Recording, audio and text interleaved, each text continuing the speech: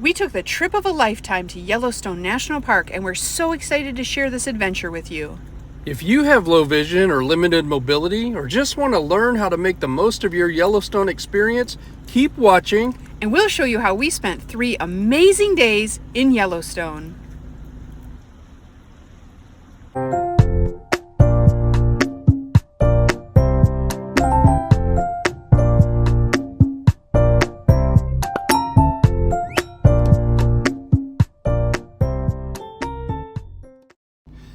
We stayed in Cody, Wyoming and took the 75-minute drive into Yellowstone right at dawn, so we wouldn't miss a minute of this adventure.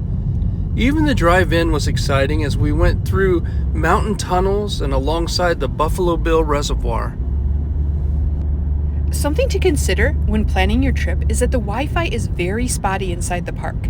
We downloaded the Yellowstone National Park app and we use the map feature, which works even if you don't have Wi-Fi. We also listened to some of the audio tours included in the app to learn more about the places we visited. This is a great way to pass the time while you drive from one feature to the next. We came in through the east entrance and right away we were welcomed by some wildlife. Then we drove by Yellowstone Lake and saw the beach, and we went straight to the mud volcano area to see the mud pots. Now these mud pots were really neat, but they were stinky. You'll find some of the features around the park have a strong sulfur or rotten egg smell, but it's all part of the experience. Like many places in the park, this has boardwalks that keep you safely on the path and brings you close to the mud pots. Yellowstone on the map is like a figure 8 consisting of an upper loop and a lower loop. We suggest that you make a plan for each day you're in the park. Plan to explore a loop or a partial loop depending on how long you plan to stay. And remember that timing matters. You'll see more wildlife at dusk and dawn, but you also don't want to be out after dark as some of the roads are tricky to navigate. You never know when you'll be stuck in a bison jam, so always allow a little extra time. Next, we drove through Hayden Valley and saw lots of wildlife. We planned to come back here, so we just passed through on our way to the Grand Canyon of Yellowstone. We started at Artist Point. This is a must-see. It's short and a fairly easy walk to some of the best views in the park. Since we were visiting Yellowstone in mid-May, the crowds were low. If you come during the summer, plan to see the popular spots early in the morning or in the evening. And if you have limited mobility or low vision, I would highly recommend going in the low season to avoid crowds. Mid-May was perfect for us. Next, we headed to the lower falls. Now this area has a lot of steps, so if you're unable to do steps due to limited mobility or low vision, just spend your time at the Artist Point and see the Grand Canyon of Yellowstone and the falls. It's beautiful. William was able to make it down and back up the steps, but again, there were no crowds, so we could take our time. Our plan for this day was to continue across the park and up the west side of the upper loop and to Lamar Valley. Again, make sure you pre-plan your route to make the most of your time while you're in Yellowstone. Our next stop was Roaring Mountain. It was so windy that this was a very brief stop for us. But don't worry about missing a few stops. Yellowstone is a big, beautiful park and there is so much more to see. We were then headed toward Mammoth Hot Springs near the top of the upper loop when we came across a bunch of parked cars. Now, something to know about Yellowstone is when you see a lot of parked cars in an area, there must be something to see, and this did not disappoint. We showed up just minutes late to a bear-on-bear attack. We got to see the losing bear laying on the ground nearly dead. However, he did make it. We drove a short way down the road and we saw the 2 other bears that were part of the fight. How cool is this? The next video shows tourists using bad judgment. The ranger had to shout and warn them to get back in their cars. Too many accidents happen when people use bad judgment. If possible, stay in your car when wildlife is close. We then briefly enjoyed the Mammoth Hot Springs area. There's a lot to do and see in this area. There's many different hot springs, a visitor center, a restaurant, and even a hotel. However, we knew that our time there was short, so we headed over to Lamar Valley to see some more wildlife, and we were not disappointed. We saw another grizzly bear with 2 cubs, and many bison, some elk, some bighorn sheep, and birds. We even had a picnic in the car and we watched some bison cross the river. How cool was that? A side note about the Lamar Valley entrance is there is a place you can gas up your vehicle there. And then also, I feel it necessary to warn people a little bit about driving in this area of the park. Lamar Valley and the western side of the upper loop have some pretty scary cliffs where you can drive right alongside with no guardrails. Now I know big campers and millions of cars do this every year, but I'll tell you, I was very nervous about it. Now on the flip side, the views are also very amazing. After we left Lamar Valley, we took the road to the north entrance of the park at Gardner, Montana. Now we visited in 2022, right before the flooding that destroyed parts of this road. In Gardner, we saw some of the famous elk in the baseball field, as well as the iconic Roosevelt Arch. Another thing I was not prepared for was Golden Gate. This is a curve in the road that's literally on a ledge. I guess it's a real feat of engineering or something, but to me it was a panic attack waiting to happen. I was so scared, but we had to get past it. So I drove slow, I stared at the inside lane until we were back on solid ground. And if you're scared of this kind of thing, just remember, if I can drive on this, anyone can. By this point, it began to snow, and we knew we wanted to get back to our cabin. So we headed back toward the eastern portion of the park through Hayden Valley, where we saw more bison, so many bison, and another grizzly bear by the river. That makes a total of 7 grizzly bears on our first day in the park. Our first night, we stayed in the Yellowstone Lake cabins. Now this was expensive, but it was a great way to stay right in the park at least once. These cabins are cozy and private. We did find the stairs to be a little bit tricky for William with low vision, as they don't have handrails, and he almost stumbled right off the edge as we were unloading the car. After surviving the stumble, we quickly settled in, and by that time the snow really started to pile up. We had such a fun time outside building a little snowman and playing in the snow. We're in Yellowstone and we were getting tired, so we decided to come back to our little yellow cabin early, and thank goodness we did, because now we're in the middle of a snowstorm. I mean, we had a snowstorm all day, but this is a bad one. But we built a snowman. One thing about the weather in Yellowstone is that it can change from hour to hour. A freezing cold morning could end up being a hot afternoon and then a cool evening. Or like in our case, a sunny spring day can end up with a big snowstorm. And that leads us right into our next day. On day 2, we woke up to a crisp, beautiful morning and a bison right outside our cabin. We're in Yellowstone. We got up at 3:30. It's 18 degrees. Here's some of the views.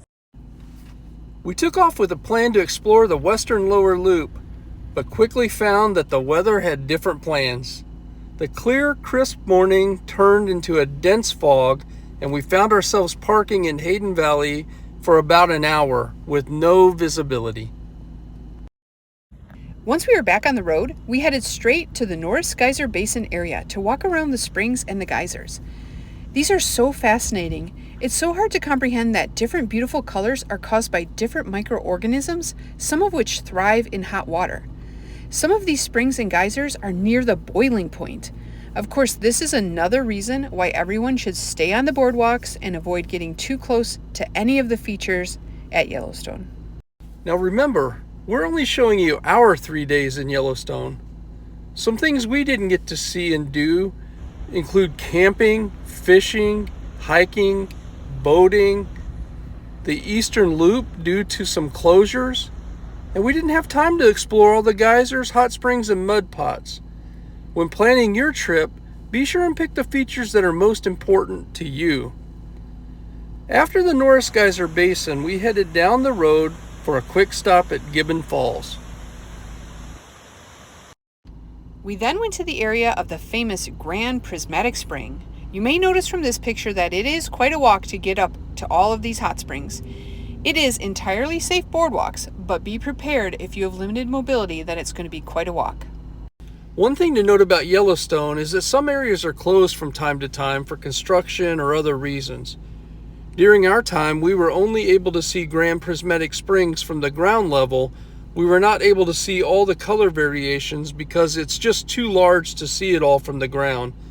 The trail that led up to the hill where you can see it from above was closed, so we missed getting to take that iconic photo you often see.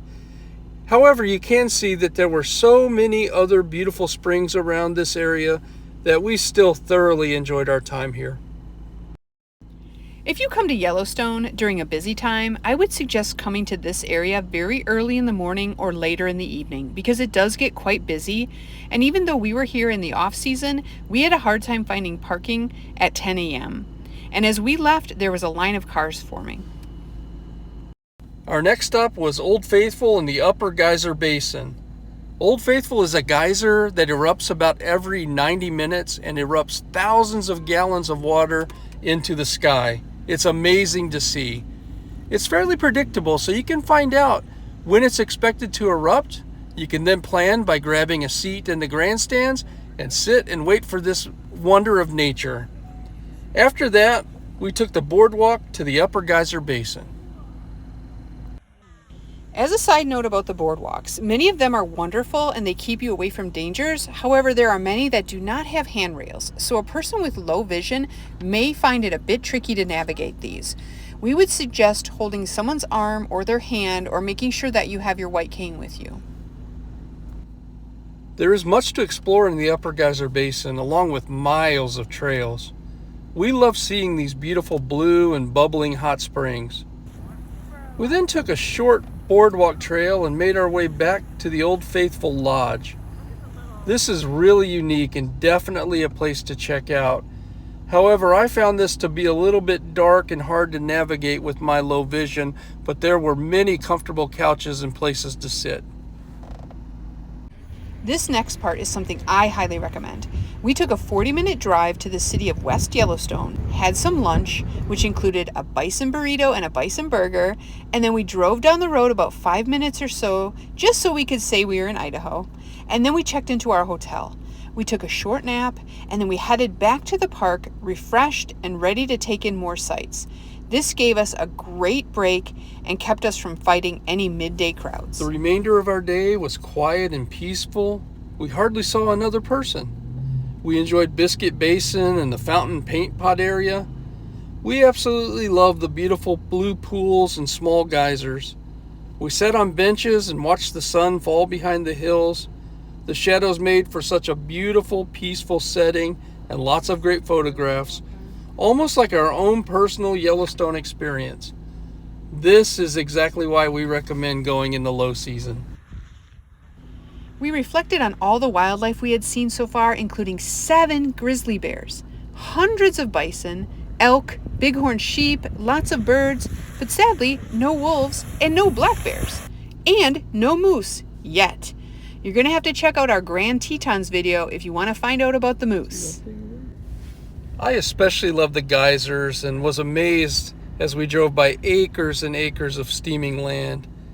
And then here, seeing this bubbling mud is so fascinating. And the fact that we're sitting here on a cool spring evening right around sunset when everything else is quiet and peaceful and beautiful.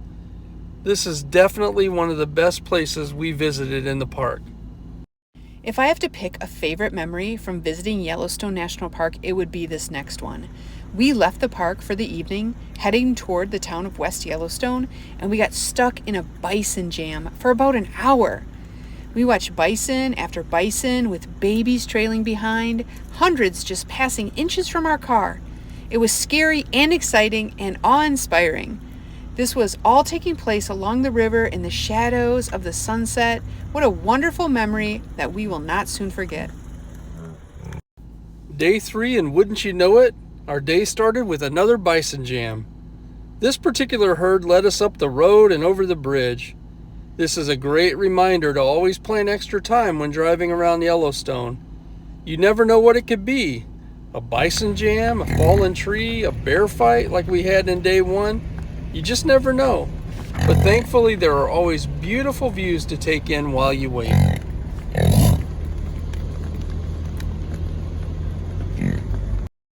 Our first and last stop in Yellowstone this morning was West Thumb Geyser Basin. This has boardwalks, geysers, paint pots, hot springs, and lots of lakefront views. I heard an elk bugle for the first time. That was a unique experience, and we later saw that elk right off the trail. Now that's another thing to be careful about. Wildlife is known to walk right on the boardwalks or through the areas where tourists may be. Heed the warnings given by park rangers and keep a safe distance.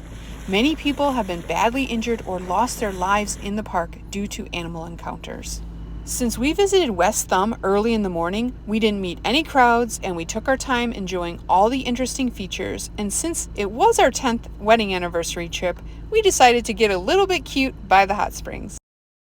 We then continued to the south entrance of Yellowstone, headed out and spent the rest of the day exploring the Grand Tetons and Jackson Hole, Wyoming. Check out our channel for that video.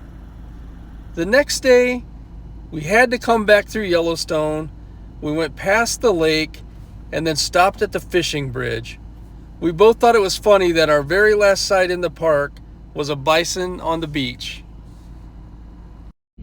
Thank you guys so much for watching. We hope that we were able to answer some of your questions on maybe your upcoming trip to Yellowstone, especially if you have limited mobility or low vision and really needed some of those tips and tricks. We know we weren't able to visit every single spot we wanted to in those 3 days, but it was an amazing time, and we're sure that you'll have an amazing time as well. If you watch our channel, you'll know that we rate all of our travel adventures on 3 parameters: accessibility, interest, and overall experience. Honey, based on those 3 factors, what would you rate Yellowstone? It's safe to say that I'm going to rate Yellowstone a 10 out of 10. We loved it. We found so many accessible places with benches and boardwalks and safety measures put in place. The interest level was off the charts, and just overall experience, we loved every minute of it, including the snowstorm, all of it. I just absolutely loved it. 10 out of 10. How about you, honey?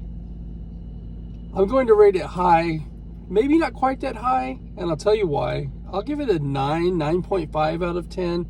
That's because if I want to give something a 10 for accessibility as a blind man, I wanted to think that maybe it's across the board a 10, and that's not quite the case with Yellowstone. A couple of examples: the lodge was very dark and hard to navigate. I didn't feel safe to go out on trails that didn't have boardwalks necessarily. A few of the steps down to the lower falls, a little difficult. Our cabin didn't have a handrail. But really, honestly, overall, the accessibility in Yellowstone is fantastic. You cannot do it all, but as a blind man, I can't do it all anyway. I can't hit a major league fastball, which I couldn't do that when I was sighted, by the way. But I wouldn't stand in a box now and try it. So I have an understanding that I have some limitations, but within those limitations, I can have a great experience. So personally, I got a 10 for myself in Yellowstone, but for someone else with limited mobility, limited vision, maybe think about it as a 9.5, but you're going to have a great time. You can have as good a time as you make your mind up to. So like always, if you have any comments, you want to tell us about your trip to Yellowstone, have any questions, put them down in the comment box below. Thanks for joining us. Be sure and like and subscribe. We'll see you on our next adventure. Have a great day. Bye.